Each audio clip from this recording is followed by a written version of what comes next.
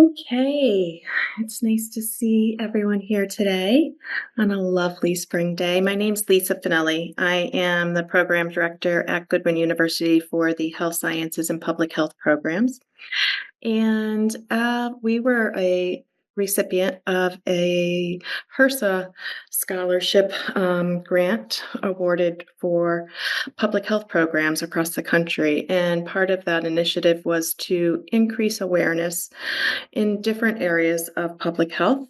And today we're fortunate enough to have a subject matter expert in the field join us for a half-hour webinar on building leadership. So today's seminar is about building a network of change makers in our community. We will explore how to develop effective public health leadership, build strong community networks, and create lasting change. We'll learn strategies for collaboration, empowering local leaders, and addressing key public health challenges. I'd like to take a minute to introduce our dynamic speaker. Alexis Sappho-Agyeman is a Community Impact Officer at the Hartford Foundation for Public Giving. With a strong commitment to education and community, Alexis began her career in the K-12 education system with West Hartford Public Schools. She later focused on family and community engagement at CREC in East Hartford Public Schools. A passionate advocate for youth, Alexis is also a former cheerleading coach and enjoys mentoring local teams. In addition to her professional work, she actively serves her community in West Hartford as a member of the African American Social and Cultural Organization and as a commissioner for the West Hartford Fair Rent Housing Commission. It's an honor to have Alexis join us today and share her wisdom. And I will pop back on towards the end of the presentation to welcome any questions or insight, and we will wrap up by 12:30. Thank you. Lisa, thank you so much for that introduction. And to everyone on the call today, good afternoon. I know that I am meeting you at the national lunchtime. So I hope that not only am I able to bring you some great snacks, learning snacks during this lunchtime, but also that my bio and everything that I'm going to be sharing with you all in regards to my lived expertise and experience within community engagement and community and business partnership really shines through today. So thank you again for being here. And Lisa, thank you for that introduction. So, really, today I want us to have a conversation about the importance of community and what that might look like from sector to sector, from field to field. But what we're really going to be honing in on to get this whole concept to be something that we can see ourselves through is number one, building trust and collaboration with diverse community stakeholders. This can look in many different ways depending on what your field is, but ultimately, really, what we're trying to do is take this notion of relationship building and use it to expand our opportunities to talk to people, to develop with people, to collaborate with people of all different backgrounds. And then, really, after that, in my mind, there's this trickle down effect of like strengthening that, right? To use that as a network to not only achieve goals, not only to create opportunities for collaborations and initiatives, but also when we think about ourselves and individuals and what we come to the table with, we usually come to the table with these opportunities to share what we have learned. And in this case, when we have a network, we can build upon that. And lastly, you'll hear me today refer to a lot of the stories that I have experienced, right? And the things that I've heard from other people. And it really just hones in on this importance of storytelling and what that means, especially as we try to navigate some of the complications, some of the limitations that might be within community building, right? But it's the storytelling, it's the opportunity to share our experiences, which bring us together and really bring together the whole idea of us trying to, again, develop relationships. So I thought we could start off with something a little fun because although these topics are fun, there's ways of us coming together right now and creating a concrete understanding of what we mean when we talk about relationships. So of course, I am a avid Googler, and I went online and I looked at a bunch of studies about relationships, success in relationships, and really Google pointed me to the same 10 top qualities in a successful relationship, right? And so what I did was I picked out the top five. And as a group, what I would like us to do is use the chat.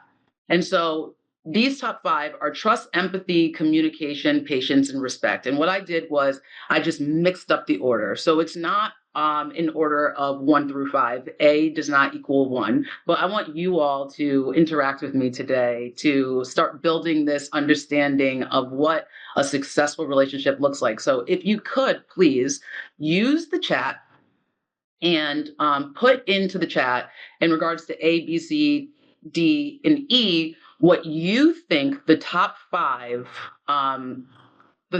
most important qualities, how they land. So I'll give us about a minute to go ahead and do that, and let's see if we're all on the same page.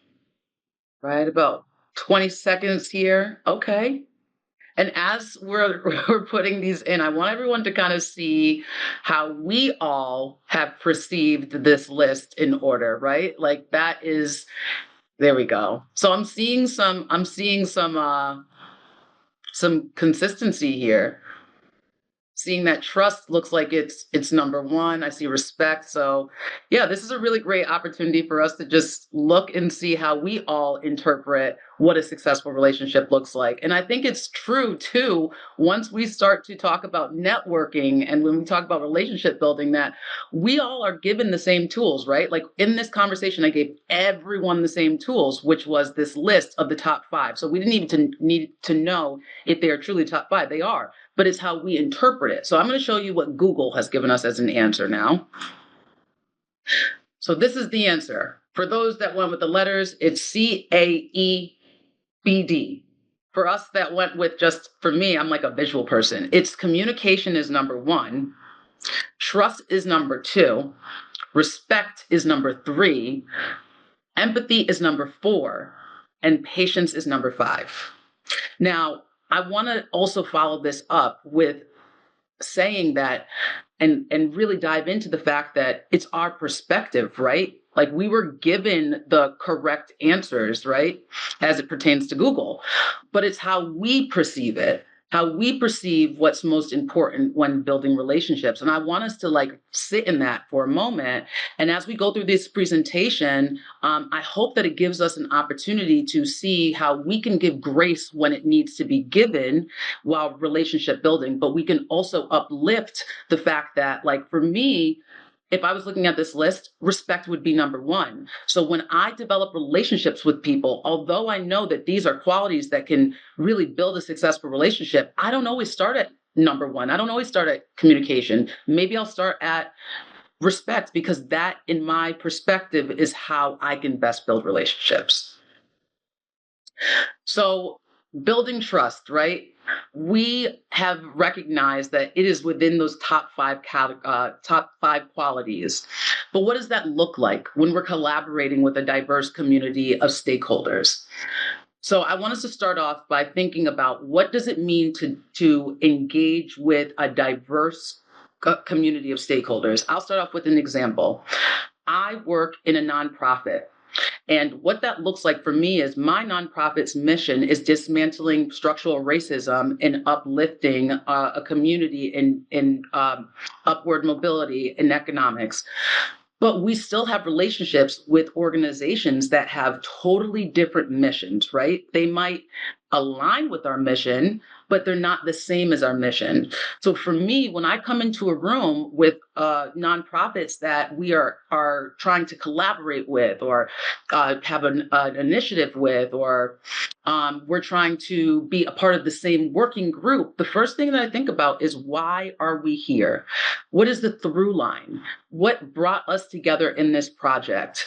And I stay focused on that because oftentimes, and I know that anybody on this call can find it to be true that when you walk into a community, a space, right, with all different types of people that might have a different mission from you, that might work in a different way from you, it can be intimidating. Even right now, as I'm presenting, this can be intimidating. But then I think about it like, why am I here? What is the why? Why are we all in community together? And we are lifelong learners on this call. We are people that hone in on opportunities to build our networks. We build our collective learning, right? Or we all are public health professionals that are looking for new ways. So in regards to coming into a diverse community of stakeholders, find the why. What is the through line? After you find that through line, think about fostering that relationship. Trust isn't built because we have the same agenda. Trust isn't built because we have the same relations. Trust is built because we're fostering that opportunity to not only get to know each other, but to feel comfortable with each other. And then we saw that list of things that are most important or to a successful relationship, and that's the communication. So being able to create opportunities to meet people, support people, and champion them outside of the projects that you have is amazing. For instance, I'll say that as in our nonprofit, we support our community with funds to help bring about different initiatives, right? But beyond the dollars, I show up to my organization's, let's say, celebration of graduates that they might have, or I show up to the fundraiser that's going to help create more programming. So that way I can show them that not only do I know that we have a through line, right? I know that we are in partnership with each other, but I also wanted to create an opportunity to show them that I support them and that I can authentically see myself understanding their work and also championing for their work. And lastly, everyone talks about roles, right? Like I can come onto this call and say, this is my role. I am a community impact officer. And you can say your role as a student or a professor or whatever the case may be, but are we really uplifting the strengths within our stakeholders and their roles and the opportunities that can be brought because of that? So again, another example, I work with a nonprofit organization that is so amazing at working with students of all different backgrounds and introducing them to like they're called makerspace, right? And so they introduce them to 3D printing. They introduce them to woodwork. And so I uplift the fact that they work really well with high school students as an introduction to any type of manufacturing or any type of cool design work.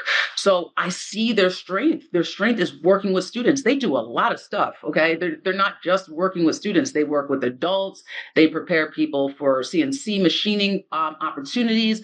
But I know in my interaction, in our through line of working together and the opportunities to go to their facility and see them working with students, that they really are great at working with our younger students. So again, building trust, collaborating really starts off with what do we have in common? How can I best support you outside of our commonality? And then how can I uplift the strengths of what you're doing? So when we think about, again, building that trust, collaborating, now what does that all mean? Like, what are our networks for? Why are we trying to strengthen them? And oftentimes you'll hear people say, I'm looking for an opportunity to build change makers in my community. But then there's oftentimes where people say, we need leaders in our community, right? So I like to think of them in my professional experience and expertise as two different things. Our change makers emerge out of need. I'll give you an example. During COVID, there was a lot of organizations that were able to deploy things fast, whether it be support families with food insecurity or provide families with opportunities to sign up for different social services that were needed. But then there was oftentimes this missing piece of like, oh my gosh, we don't have this created. So I remember being in a school district where we had students that were from all different towns. So they could be from Hartford, Middletown, they could be from Willimantic, but they all went to school in this one building. And so when it came to deploying the resources needed to keep them engaged within school, there had been nothing created for that prior to COVID. There was no system in which we said, okay, if this were to happen, we have a leader already that can distribute all of the technology that's needed, that can communicate with families through mobile devices. We didn't have any of that.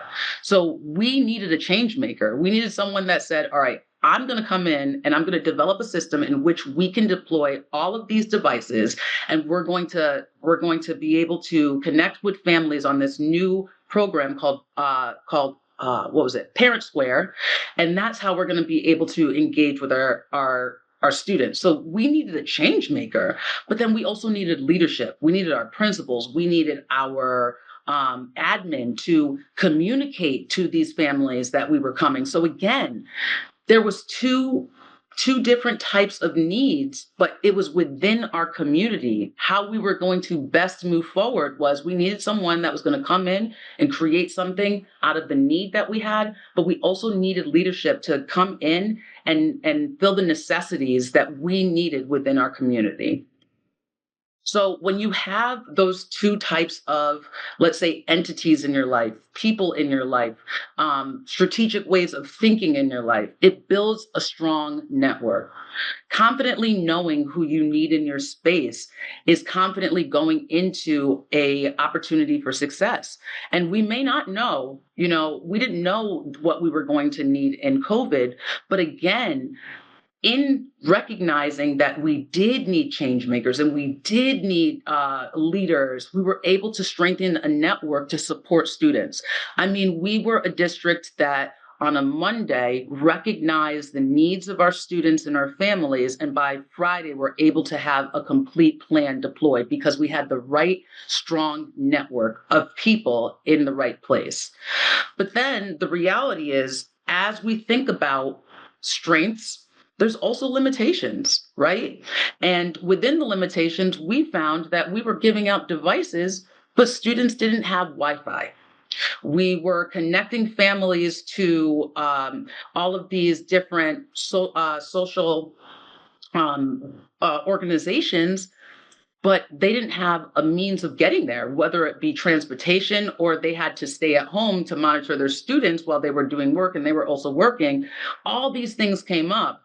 But instead of thinking of it as these are limitations, these are actually opportunities for possibilities. Okay. So, like, again, going back to our networks and going back to the through line, we were able to say to ourselves, all right, well, we cannot be everything for everyone, right? And we know that our strength within the network of our community and our change makers and our leaders can all come together to do something. But hmm, who do we know? Oh, can we actually contact the library from that town and ask them if that could be a hub for them? If we were to send them devices for Wi-Fi, can students pick them up at their town library? Not only was there a thought process behind that, but there was collaboration. There was that thought process of, hey, we don't know how to do this. Let's bring people in within our diverse community of stakeholders. Again, when I told you from the beginning, when we were trying to address this problem, it was let's talk to people within our community, right? Like our own institution. But then when we thought about it, we were like, we can't do this by ourselves. Who else has sat at the table with us? Who else knows how to work with our families? Who else knows how to distribute things on the dime? And of course, it was the local libraries, the heart of the towns in some people's minds. So again, it's really thinking about, again, from that first slide, we're building trust, we're building community. Now it's actually strengthening our community and recognizing what we need within our community to get something done. So with that all said, how can we continue to realize the strength and the importance of our network? And it's exactly what I'm doing to you all again right now, today. And it's talking about how these these important aspects of collaboration, fostering relationships, building an entity of trust, really thinking about people as change makers and leaders in our communities by how they contribute to the greater good of whatever ecosystem we're trying to build. But it all starts with this. It starts with our communication. It starts with telling stories. I can show you all data. We have Data Haven, we have CT Data Collaborative, which is great. And they are all a part of my network, right? They are all a part of my ability to say, like, if I want to strengthen an opportunity to talk about what great work that this health organization is doing, I can show the great numbers, right? But then there's that authenticity of replacing the numbers and replacing the data with actual people, actual impact, actual results, right? And so in my opinion, something I talk to my grantees and my organizations all the time about is being pure, raw, and unfiltered. Get the authentic reflection not only of who you are but what you do, so that way when people come into a situation when they're like, I need someone that's going to go out there and get the people together. They know that you are authentic, raw. They know that you have that ability. So again, it's about really showing who we are, uplifting the assets, the strengths of what we do, but then also going out and using that voice, using those stories, using those data points as a way of really enhancing an opportunity, a platform to get things done. So whether that be an initiative, a project, a new study, don't allow for people to lose the connection, the network, because you're not telling them about it, right? But when we are doing it, and I will kind of close off by saying this, we want to enhance the platform. We want to make sure that we don't control the narrative to be our own, but enhance it. And so, one example of that is the story I told you about working for the district and the challenges that we faced while we were trying to distribute as much support to our students as possible. I could tell you about all the downfalls. I could tell you about when we tried to get food distributed to families, but we didn't recognize the different cultural food aspects. I can tell you about when we tried to deliver some devices and found out that a few weren't even working. But that is not the story. The story is we were a community that came together and that was able to address need through the collaborations and the understanding of our role, not only as an organization, as an institution, but what it meant to the community. So I hope that everything that I have been able to piece together to you today shows you a complete story of why it's important not only to recognize the beauty of community, but also how to bring community to your network to uplift whatever it is that you are trying to do. So thank you.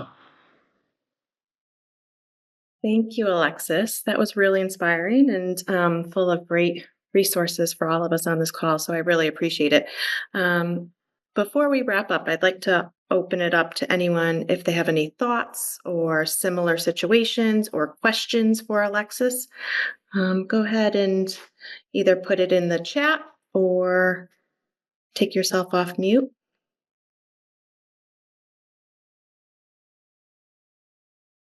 I have a question for you, Alexis.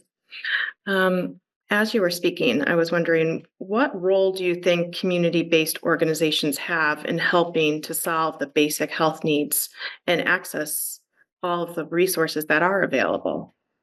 Such a great question. I think that the community organizations are grassroots, right? They are in the place that is serving the people. They are in the place that has the most access to people and the notion of meeting the needs of people. So I think not only is it the importance and the responsibility of nonprofit or community-based organizations to be an advocate for the needs of the community, but also I think it's their responsibility to hold, the stakeholders accountable for making sure those needs get met.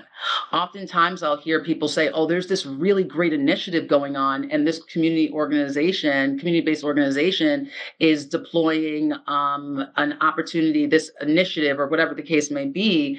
And then I see that the community is hand in hand with the organization, whether it's distributing food to their neighbors or whether it is taking the initiative to help families get ready for back to school. Just seeing the community work hand in hand with these organizations is extremely inspiring. And I also think it goes back to this notion of building a network. So not only is it the responsibility of the community-based organization to really just speak on the needs of the community, but I also think it is the responsibility for them to hold the funders, the people that really help uplift the organization, accountable for their part as well. Oh, very, very strong word, accountability. I love it. We have one more question that we're going to allow. Just I'm looking, we have about 4 minutes left. Um, There's an international Masters of Public Health student on the call, which is fabulous. Thank you for joining from the University of New Haven.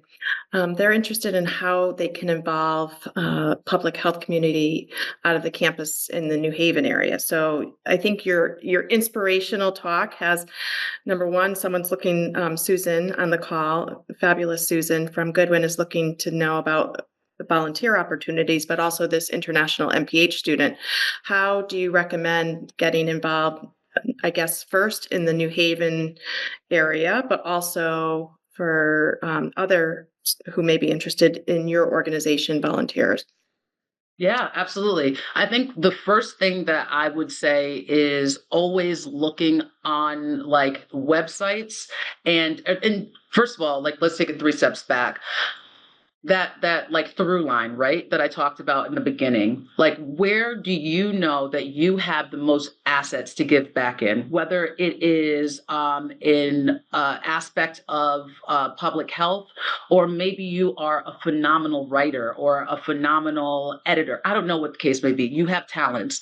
Being able to hone in and say, like, these are the talents that I want to bring into volunteering or to bring into like my civil duty of supporting an organization, and actually approaching that organization and letting them know. All too often, community-based organizations and other organizations that we support are like hands-on doing the work, so they often don't put out the need and the call for need. So I think that it is both flattering and also something that someone would be like super excited about if I were to say to them, "Hey, I'm really great at family engagement, and I see that your organization really works with the K through 12 system, helping sign students up for school. Would you need any help for me to get into supporting this initiative that you have?" And really just giving them an opportunity to not only provide that help, but also let them know you see them. I think there's no other way to feel great about yourself than to know that you're seen and that the work that you're doing is something that people want to be a part of.